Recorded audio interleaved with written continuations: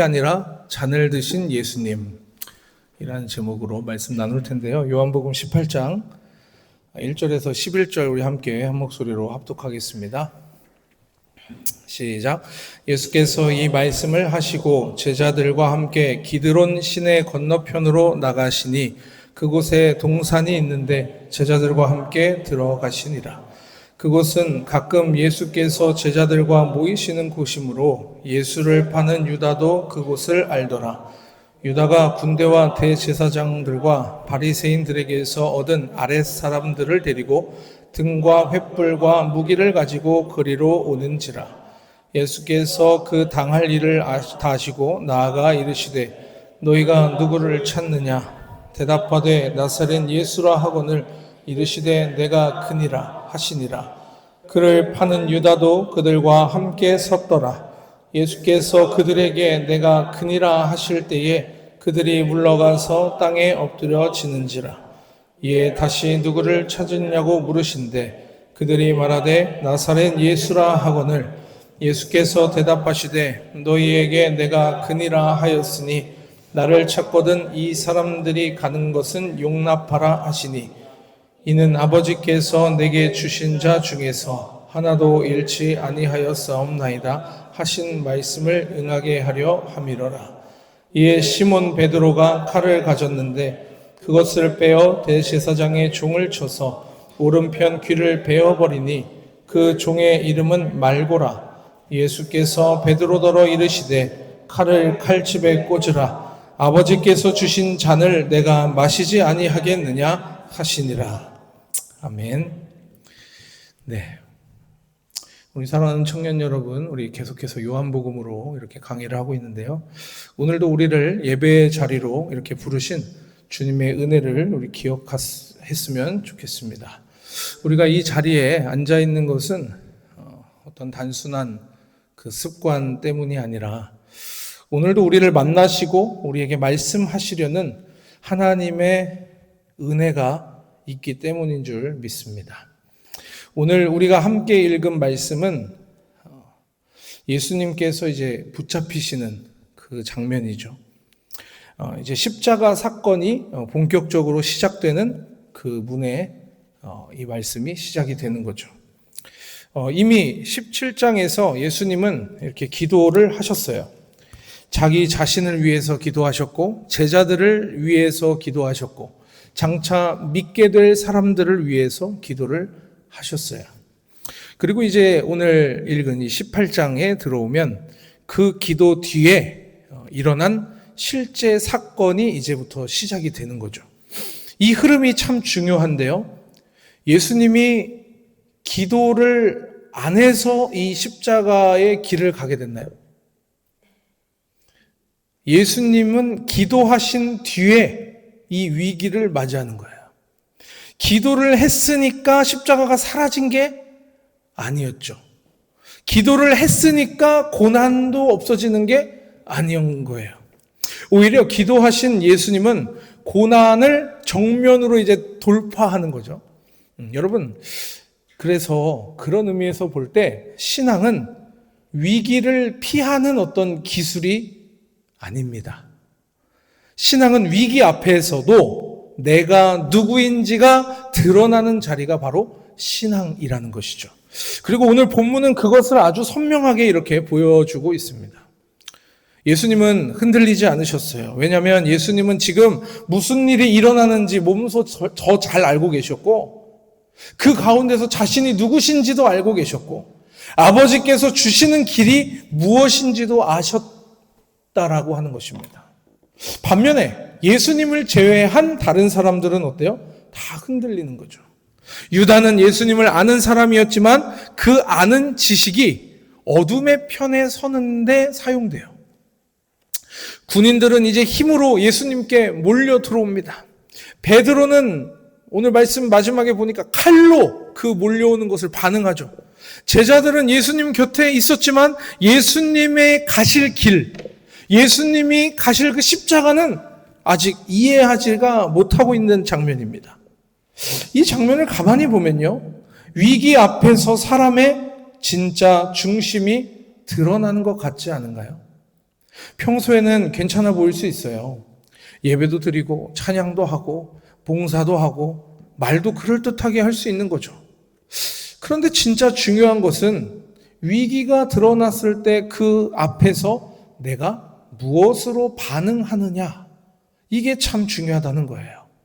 내 상처가 건드려질 때, 내 자존심이 흔들릴 때, 관계가 꼬일 때, 내 뜻대로 뭔가가 일이 착착착 되지 않을 때, 아니 나는 내 의도는 그렇지 않은데 누군가 나를 모함해서 억울하고 분하고 아무도 내 주변에 없는 것 같아서 두려울 때, 그때 내 안에 무엇이 있는지가 드러나게 된다라고 하는 것입니다. 어떤 사람은 그게 드러날 때 무너지죠. 어떤 사람은 도망쳐요. 어떤 사람은 반응이 없어, 무반응. 어떤 사람은 다른 사람을 오히려 찔러요. 네 때문에 내가 이렇게 된 거 아니야? 어떤 사람은 겉으로는 예수님을 말하지만 실제로는 자기 방식대로 반응을 한다는 것이에요. 그런 차원에서 오늘 본문은 우리에게 묻고 있습니다. 나는 위기 앞에서 누구인가? 나는 무엇으로 반응하는 사람인가? 나는 진짜 주님을 따르는 사람인가?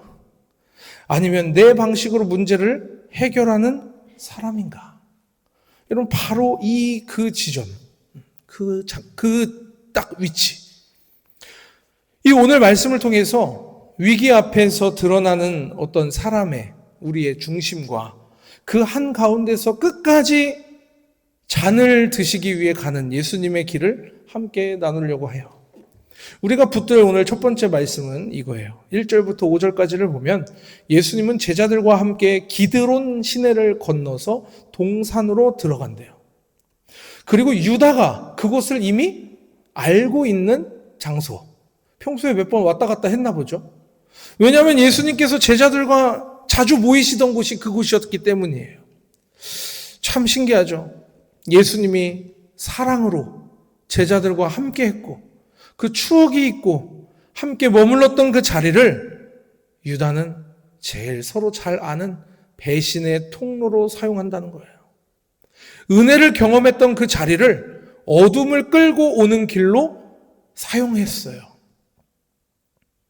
여러분, 이 장면이 참 무섭지 않아요?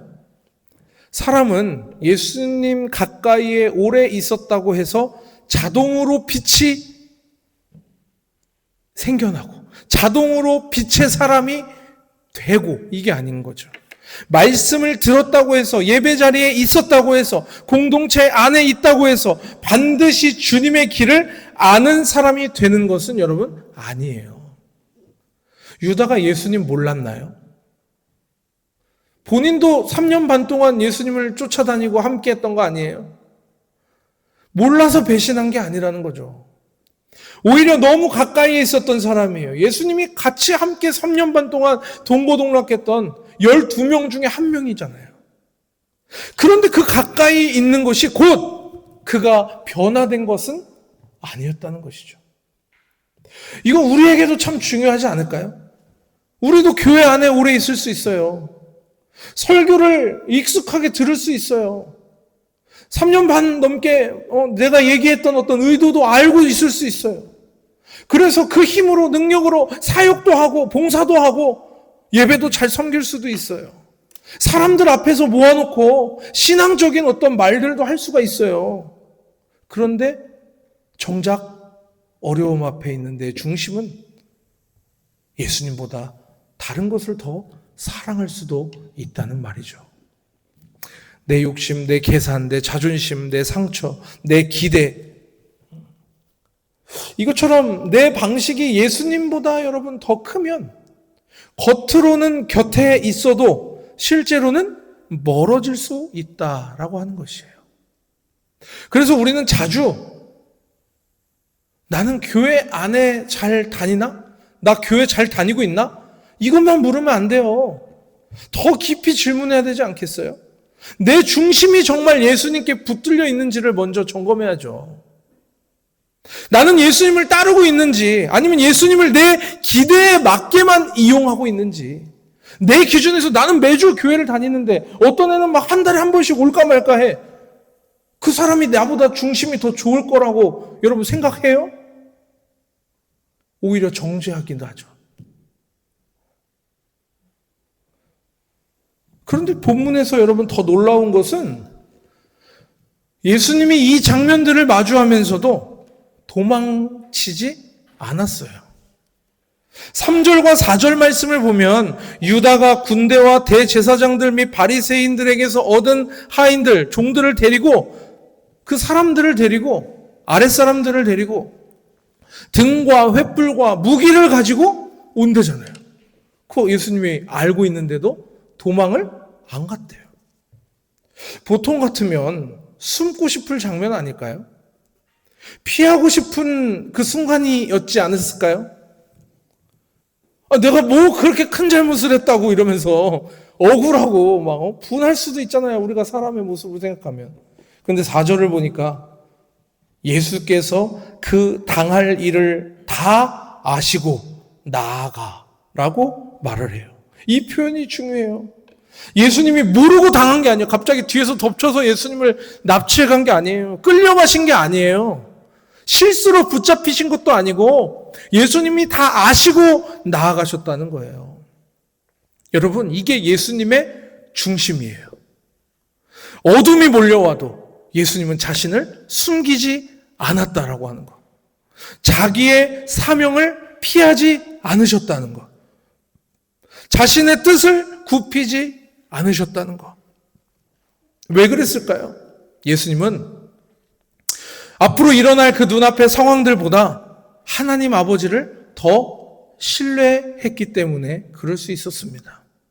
지금 무슨 일이 벌어졌는지 아셨지만 그보다 더 큰 뜻 안에 자신이 있다라고 하는 것을 아셨기 때문이에요. 우리도 위기 앞에 서면 숨고 싶어지겠죠. 회피하고 싶어지겠죠. 아닌 척하고 싶겠죠. 진실을 마주하기보다 차일피일 미루고 싶겠죠. 내 안에 죄를 보기 싫고 관계의 문제를 보기 싫고 내 안에 뿌리를 보기 싫고 그 상처가 얼마나 깊었는지 그것을 생각하고 싶나요?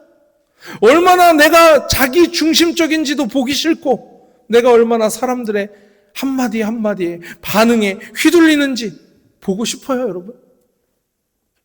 그래서 우리는 자꾸 회피하고 숨지 않을까요?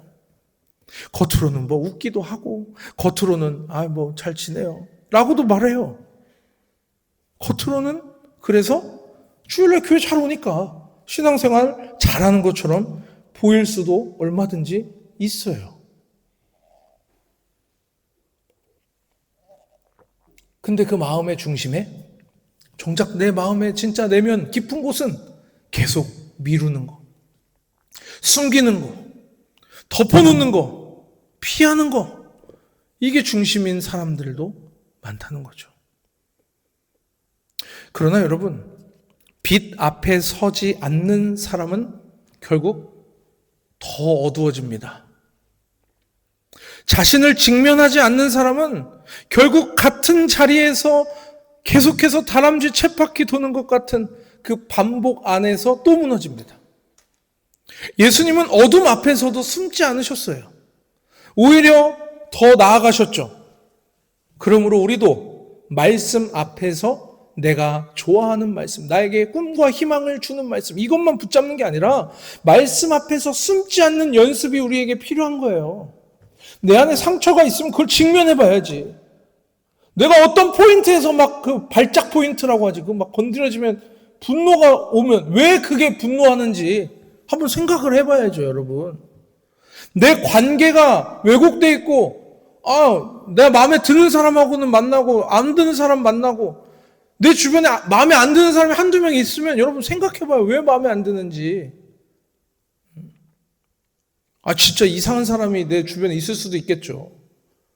그런데 내 마음을 안 보고 그렇게 생각하는 것과 내 마음을 살피고 그런 생각을 하는 것도 다른 차원이잖아요. 그러니까 신앙생활이 여러분 잘 어떻게 꽁꽁 숨겨가지고 이걸 감추는 어떠한 그게 아니라 빛 앞에서 서는 용기, 이게 신앙의 성숙도입니다, 여러분. 4절에서 6절까지의 말씀을 보면 예수님은 그들에게 먼저 물으십니다. 너희가 누구를 찾느냐?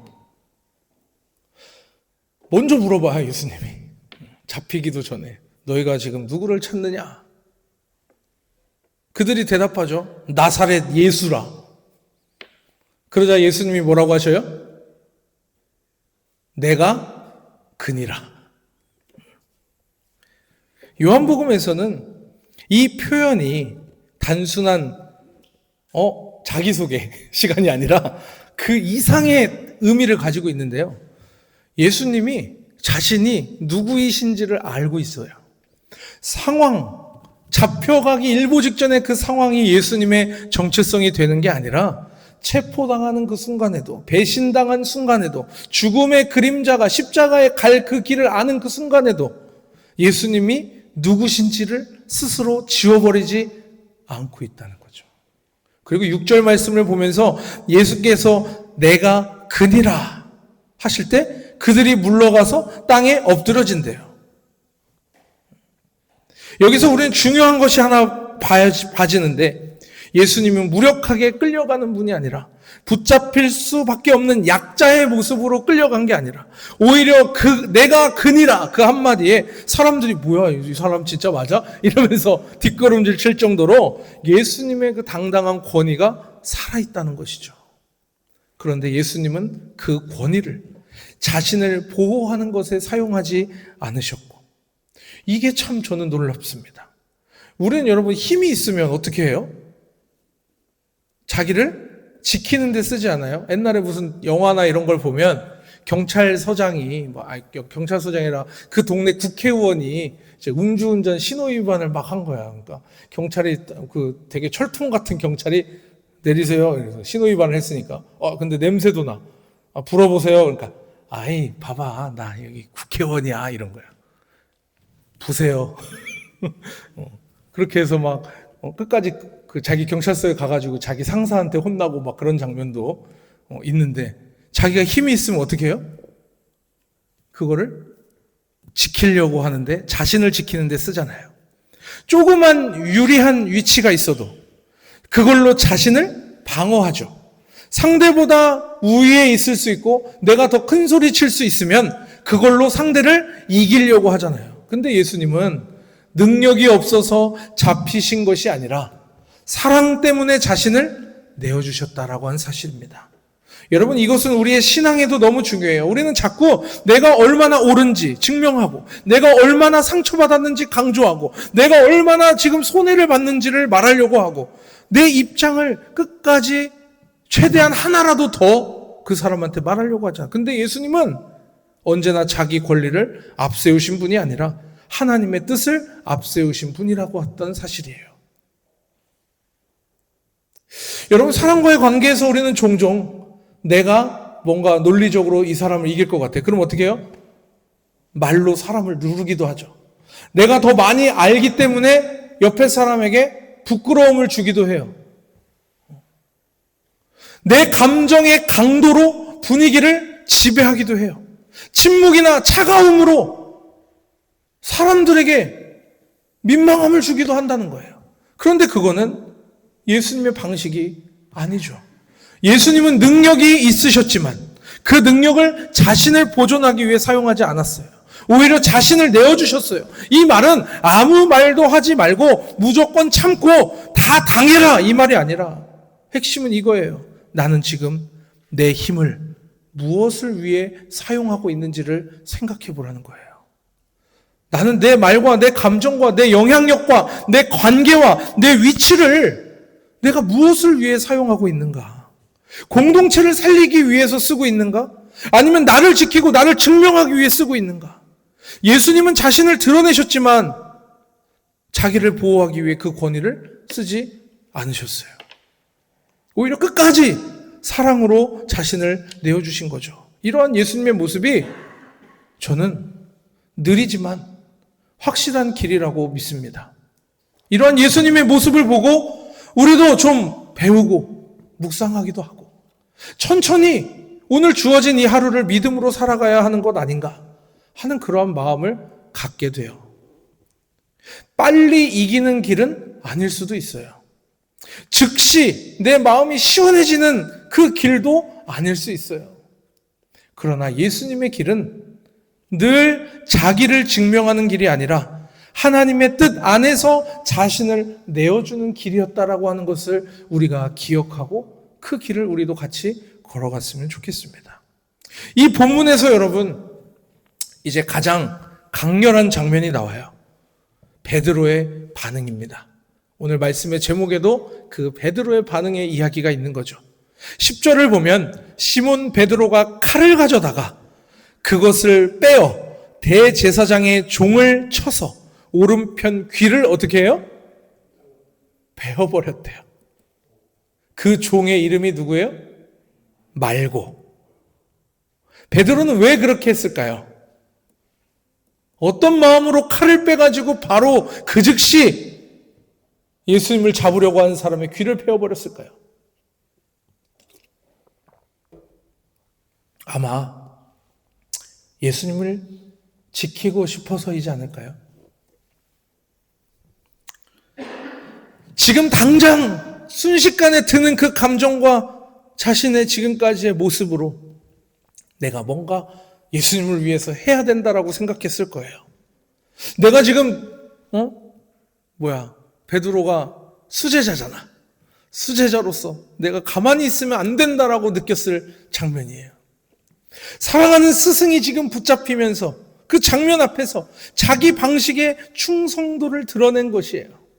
그런데 예수님이 그 모습을 보고 뭐라고 하셨어요? 11절. 칼을 칼집에 꽂으라. 아버지께서 주신 잔을 내가 마시지 아니하겠느냐. 이 말씀이 오늘 본문의 핵심입니다. 베드로는 칼을 들었어요.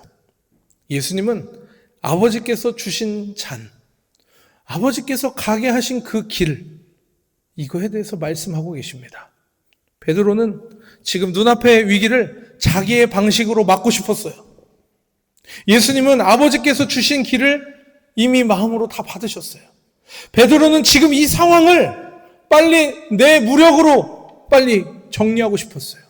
그러나 예수님은 이 상황 속에서도 아버지의 뜻, 아버지께서 주신 잔을 기억하고 놓지 않으셨다는 거예요. 여러분, 이 예수님과 베드로의 모습에서 차이가 느껴지지 않나요?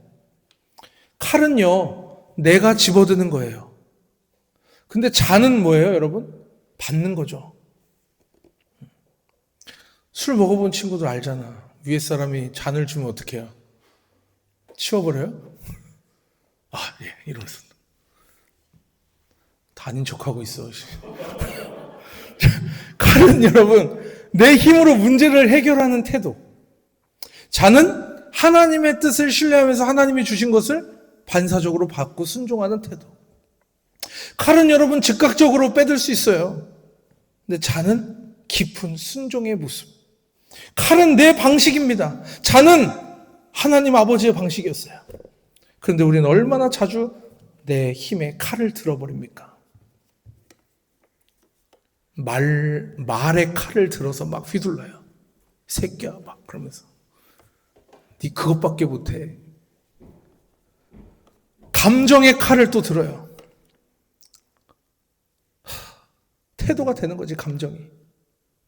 차가움의 칼을 들어요. 막 냉기가 쌩쌩 하는 거야. 또 침묵의 칼을 들어요. 말을 안 해. 판단의 칼을 들어버려요. 관계도 끊어버려요. 공동체가 어떻게 되든 말든. 상대에게 죄책감을 주는 칼을 들어요. 지나 잘하지. 내가 아프다는 이유로 다른 사람도 아프게 만드는 칼을 든다는 거예요. 특히 위기 앞에서 억울하면 칼을 들고 두려우면 칼을 들어버리는 거예요. 내 뜻대로 안 되면 칼 휘두르고 관계도 흔들리면 그냥 칼을 막 휘어들어. 상처 나를 건드려? 그러면 또 칼을 뽑아. 왜 그래요? 주님이 주시는 잔이 무서우니까 그렇지.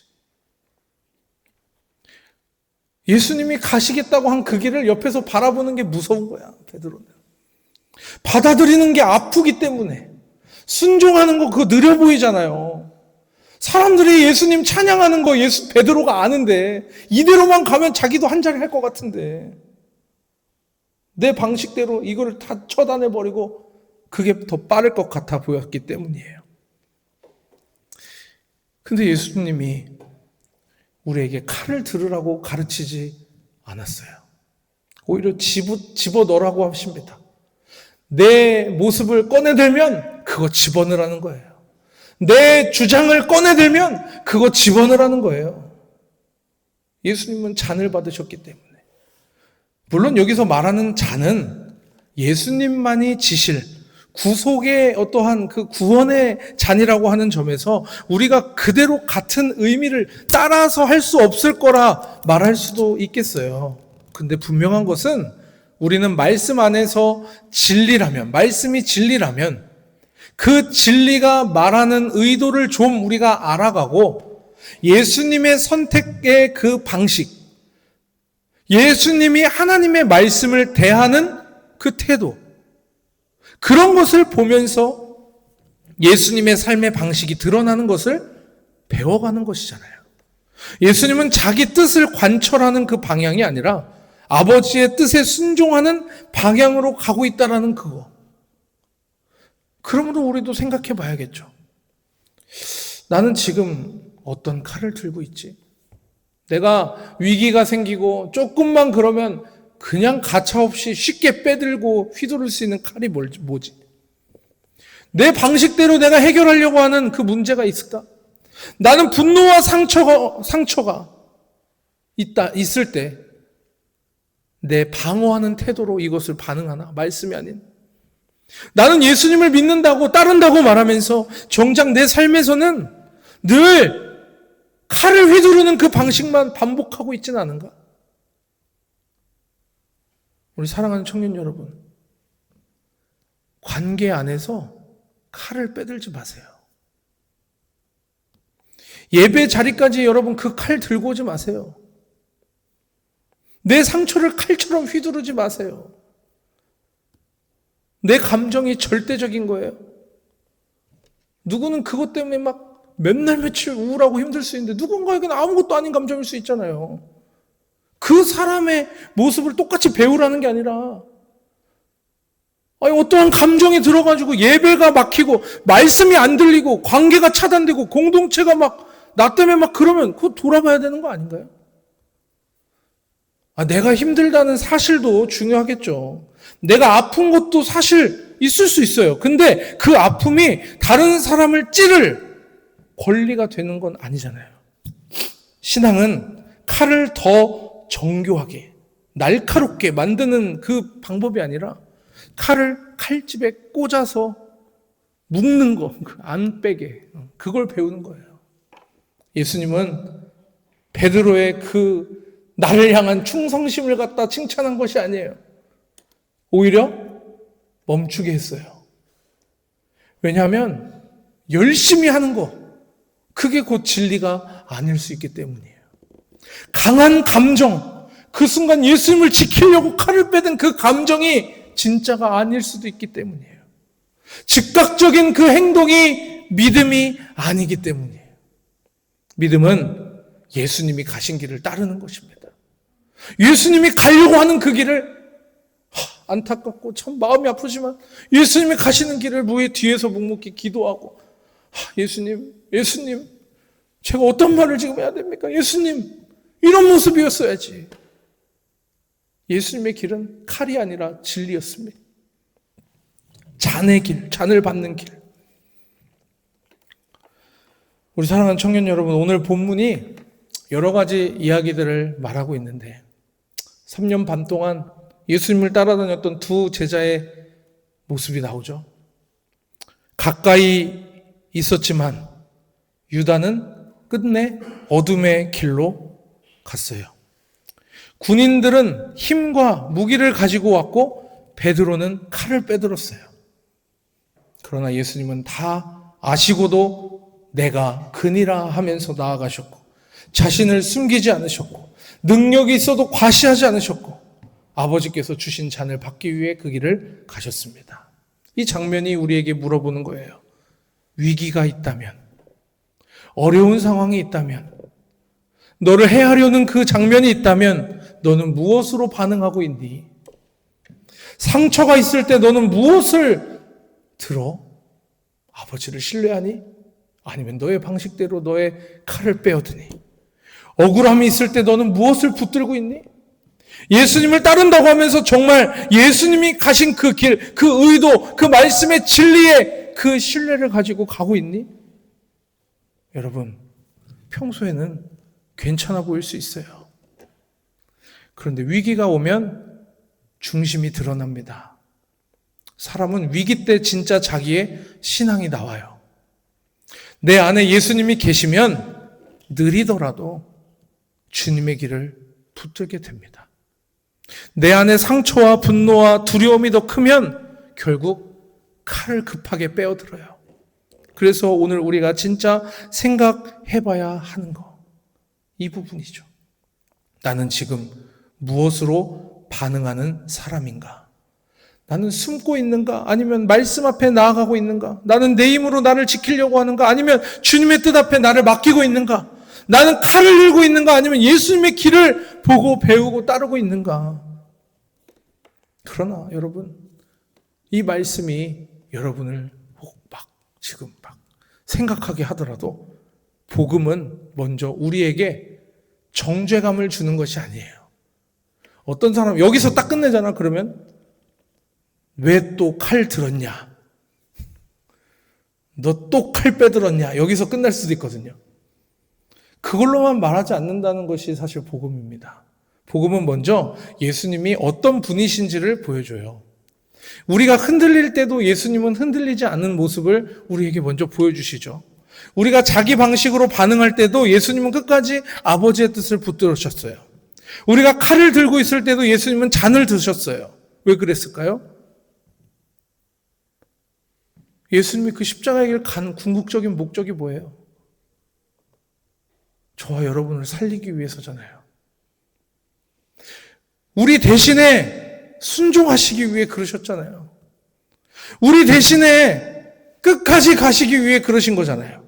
그래서 오늘 우리가 붙들 소망이 있다면, 나는 왜 이렇게 부족한가? 나는 왜 칼을 빼드는가? 이게 아니라 오늘 우리의 소망은 끝까지 잔을 드신 예수님께 있다라고 하는 것입니다.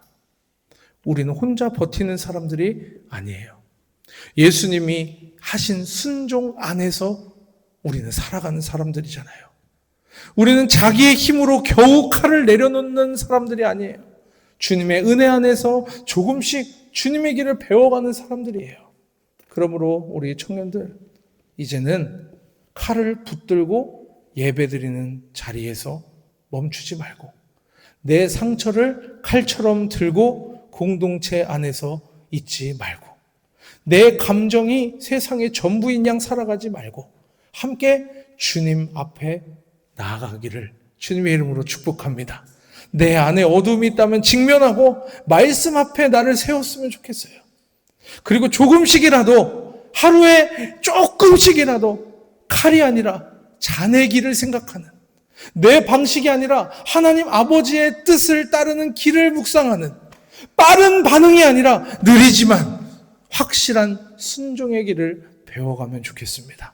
그 길이 예수님과 함께하는 길이고 느리지만 확실한 길이고 오늘도 우리를 살리는 복음의 길이라고 한번 믿고